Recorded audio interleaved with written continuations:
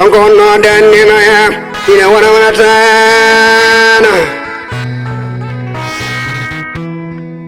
akunde debwe jam galle modam neno ya neno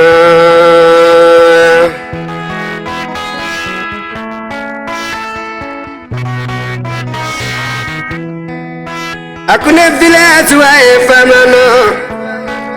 fama na idi village wa ni di fama kono non ko ne sasa ko bodo be ngajata nena mokoloto yai boy mokoloto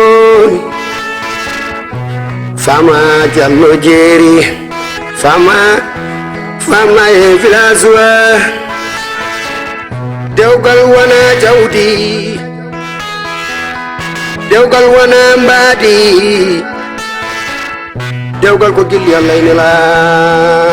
do mum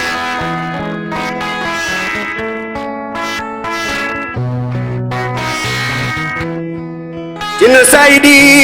kamolo mi gilli ma jaday holare gilli ma jaday fasnare kono fo kidelam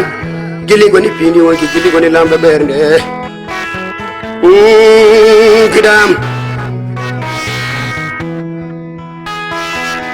ada yidi me wala kimi ada yidi me fasna kimi ingili njani pame atno chori ene wadi be jodaki be jobaki yawoɓe ne ceernde dewle o ɓe yawoɓe ene ceernde dewle ne cara galleji mumen tinno haasiɗe joɗana tampi o mi yiɗirama sababu nde jawdi mi yiɗirtama sababu nde jawdi maɗa mi añirtama sababu nde basal maɗa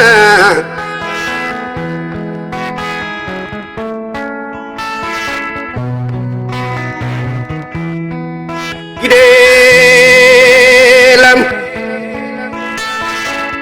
ɗacce yaɗoɓe jaata ɗacce nandirɓe kalta huneji laali yaw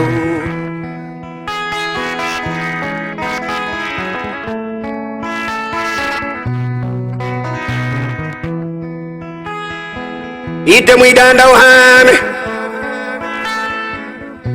neda foye gidum neda foye gidum dum mino makoloto